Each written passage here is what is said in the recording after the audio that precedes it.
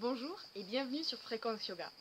Aujourd'hui, je vais vous raconter l'histoire de Rennes-le-Château et plus particulièrement du curé Béranger Saunière qui aurait, dit-on, trouvé un trésor. Et vous allez voir que cette histoire est fascinante et qu'elle a plein de rebondissements. Alors avant de commencer, je vous propose de savoir qui était ce fameux Béranger Saunière. Eh bien c'est un singulier curé du sud de la France qui fut ordonné prêtre le 1er juin 1885 sur la commune de Rennes-le-Château. Rennes-le-Château est alors un village pauvre, très rural, on ne compte que 300 habitants et à son arrivée, l'abbé Saunière va avoir la mauvaise surprise de constater que son presbytère est inhabitable et que son église menace de s'effondrer. Il va donc loger chez la famille Desnarnaud, qui est une famille très pieuse du village, et ça va d'abord être la mère, Alexandrine, qui deviendra la servante du prêtre, puis ce sera sa fille, la jeune Marie, alors âgée de 19 ans. Donc déjà là, notre ami Béranger Saunière a commis un premier interdit, puisque pour être une servante de prêtre, il faut avoir atteint l'âge canonique. Alors qu'est-ce que l'âge canonique ? Eh bien c'est l'âge de ne plus pouvoir procréer d'enfants. Or, on s'aperçoit que Marie, elle avait 19 ans, et que Béranger, en 1885, il a 35 ans.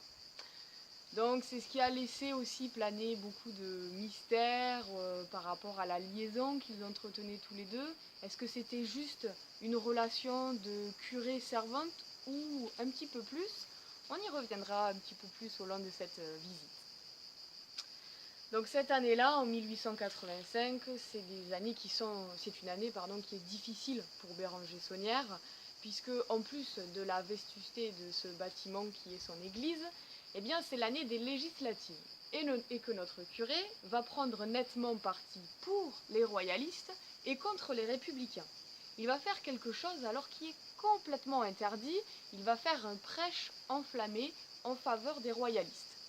Malheureusement pour lui, ce seront les républicains qui vont triompher aux élections législatives et le prêtre va être dénoncé pour incitation au désordre et pression électorale chez ses paroissiens.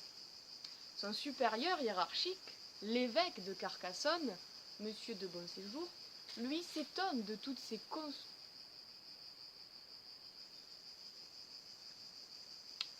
Son supérieur hiérarchique qui le soutient dans cette démarche d'être pour les royalistes ne pourra rien y faire à part le nommer professeur au séminaire de Narbonne pour lui assurer un revenu.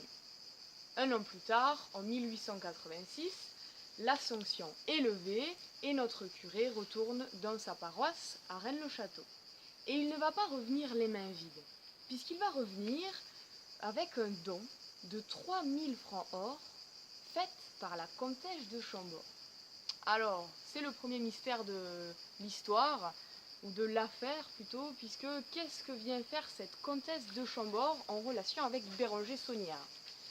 Eh bien, certains pensent que la comtesse de Chambord savait qu'il y avait quelque chose d'intéressant à récupérer sous cette église, et ça serait la raison pour laquelle elle serait rentrée en contact avec le curé qui occupait la paroisse, et à ce moment-là, c'est tombé sur notre ami Béranger.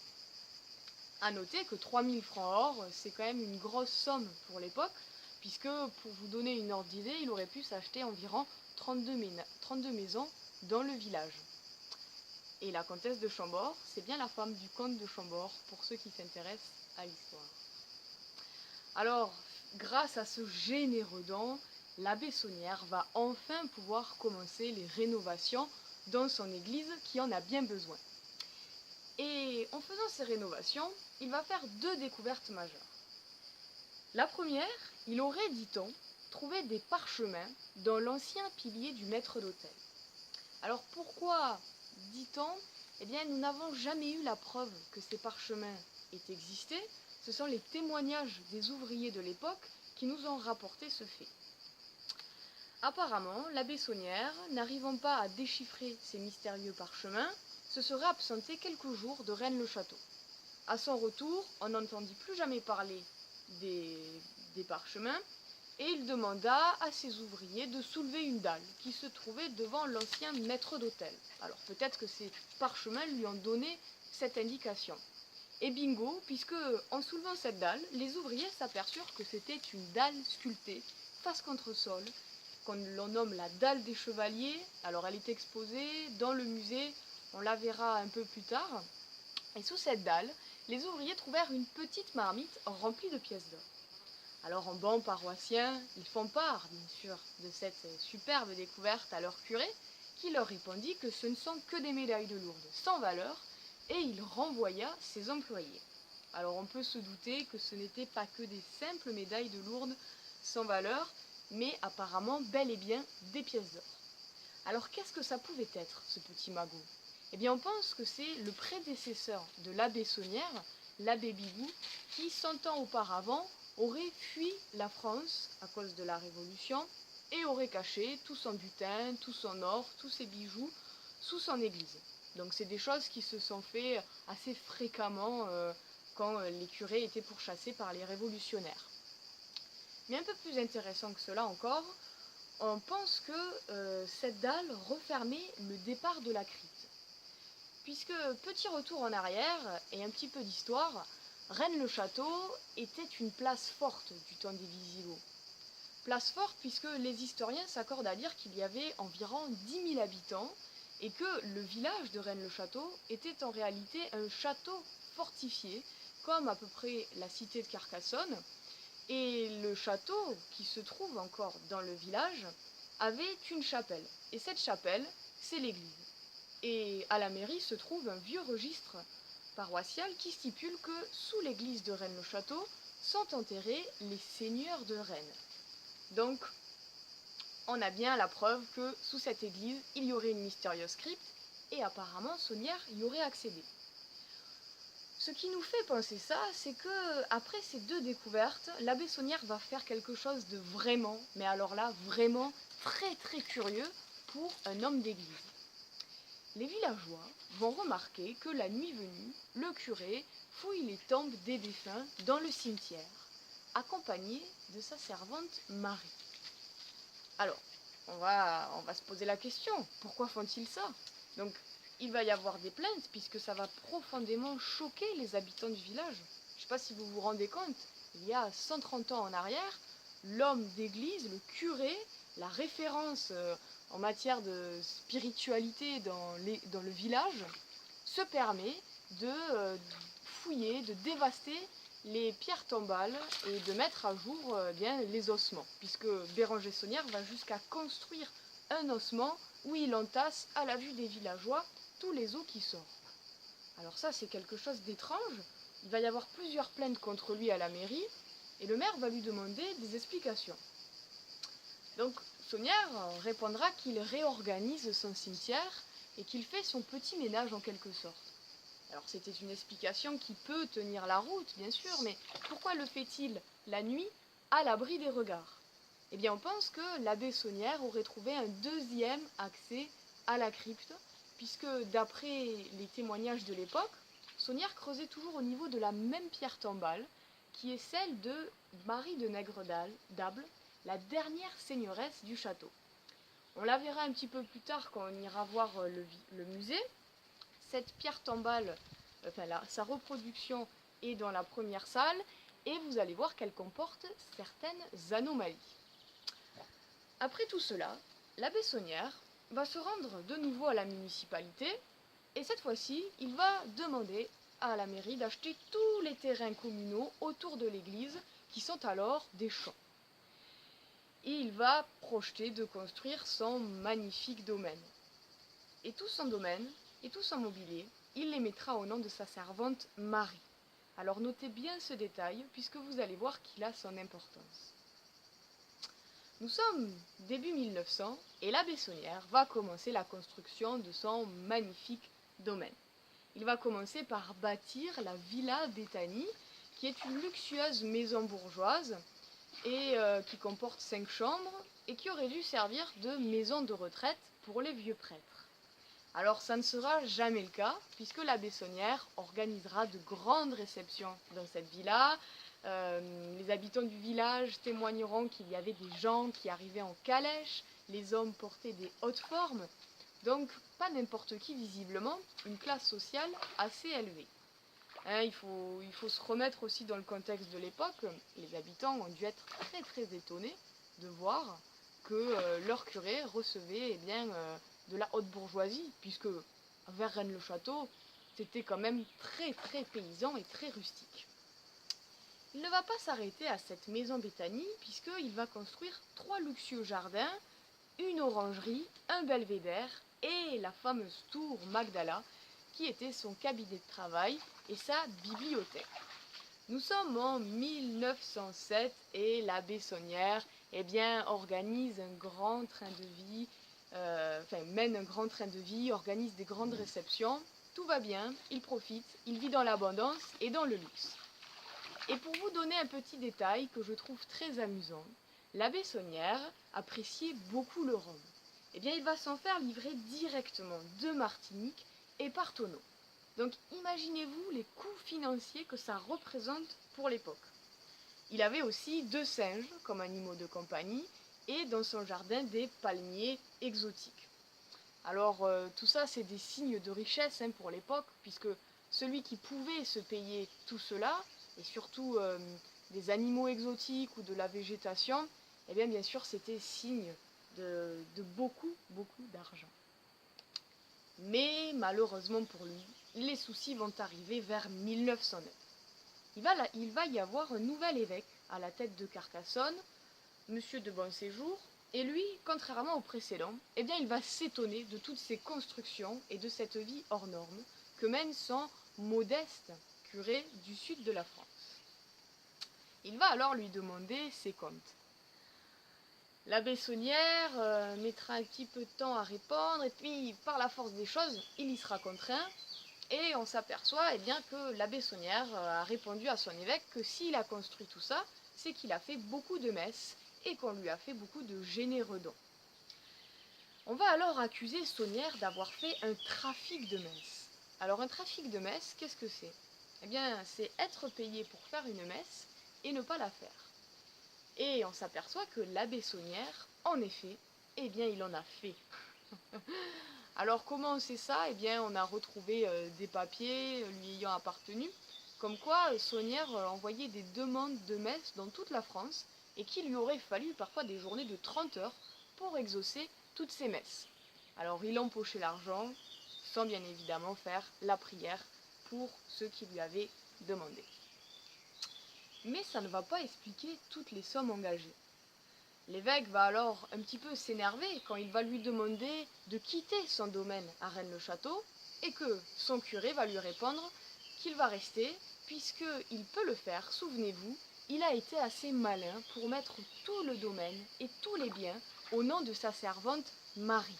Voilà, c'est pour ça que tout à l'heure je vous ai dit que c'était un détail qui avait son importance, puisqu'on voit que l'abbé Saunière était quelqu'un quand même de très malin et qui avait réfléchi à toutes ces conséquences. Et ça va profondément énerver son supérieur, qui va lui répondre « Monsieur Saunière, vous êtes quand même sacrément culotté, puisque vous prétendez que tous les sous de la paroisse, tous les sous de votre domaine, vous les avez faits grâce à l'argent de la paroisse, des dons, etc. Et vous mettez tout votre domaine au nom de votre servante Marie, qui, je le rappelle, à l'époque, était une femme. Donc c'est extrêmement curieux. L'évêque va l'emmener très loin dans un procès à la cour de Rome. Et l'abbé Saunière, son procès s'éternisant, puisqu'il va durer 4 ans. En 1917, il va commencer à avoir une certaine lassitude morale et physique. Et sentant la fin arriver, il va demander à un confrère, l'abbé Rivière, qui est l'abbé d'Espéraza, pour qu'il lui donne son ultime confession. Et on raconte que cet abbé Rivière sortit choqué et s'enferma de longs jours chez lui. Alors est-ce que Saunière lui aurait révélé l'origine de sa fortune, ou mieux, l'emplacement du trésor ? On ne le sait pas, et on ne le saura jamais, puisque le 22 janvier 1917, François Béranger Saunière décédera d'une crise cardiaque à l'âge de 65 ans. Et à sa mort, tous les biens et tout le domaine va donc revenir à sa servante Marie. Alors pour elle, ça n'a pas dû être un cadeau, puisque de 1917 jusqu'à 1952, eh bien, elle va avoir la charge toute seule de s'occuper de ce grand domaine avec ses 3 jardins à entretenir. Les gens du village qui l'ont connue, puisque ce n'est pas si vieux après tout, hein, elle raconte que c'était une vieille dame, habillée comme une paysanne, qui essayait toujours de quémander un peu en volant, pas en volant, en, en vendant ses œufs, etc. C'était quelqu'un de très solitaire qui apparemment tous les soirs se rendait sur la pierre tombale de la Bessonnière. Donc ça, c'est ce qui laisse à penser que vraiment entre eux, eh bien, même jusqu'après la mort, Marie a vraiment eu une grande dévotion pour ce prêtre. Et à l'âge de 80 ans, vers les années 1950, eh bien, elle va avoir des difficultés pour payer les impôts locaux. Et n'ayant ni descendants ni héritiers, elle va chercher à laisser son domaine en viager. Elle va alors faire la rencontre de Noël Corbu, qui est un industriel à Perpignan, et qui cherche à acquérir une ferme dans la région. Elle va se lier d'amitié avec lui et toute sa famille, et à sa mort, c'est donc Noël Corbu qui héritera du grand domaine de la Bessonnière. Alors ce Noël Corbu, il est assez important dans l'histoire, puisqu'il n'aurait pas été là, vous comme moi, on ne serait peut-être pas là en train de parler et d'écouter. C'est lui qui a la bonne idée de faire connaître l'histoire de Rennes-le-Château. Et pour ça, il va construire un hôtel à la Villa Béthanie et un restaurant sous la tour Magdala. Et pour faire venir les rares visiteurs qui sont dans la haute vallée de l'Aude, il va avoir la bonne idée de convoquer la presse locale. Et les gros titres du Midi Libre, ça va être la fabuleuse découverte du curé au milliard de Rennes-le-Château. À partir de là, les curieux vont arriver et un peu plus tard, les chercheurs. Alors ça, les chercheurs sur le terrain aussi, puisque ça a vraiment été une ruée vers l'or ici. Il y a vraiment des gens qui sont venus avec des pelles, des pioches et qui ont creusé d'énormes départs de fouilles en pensant que la Bessonnière avait trouvé un trésor et qu'il l'avait probablement enterré dans les environs de Rennes-le-Château. Sauf que problème, là, cette ruée vers l'or et tous ces chercheurs de trésors, ils ont fait tellement de dégâts sur la commune, notamment ils ont utilisé la dynamite pour creuser des départs de fouilles. Donc à partir de là, la municipalité de l'époque a interdit toutes les fouilles sur la commune de Rennes-le-Château.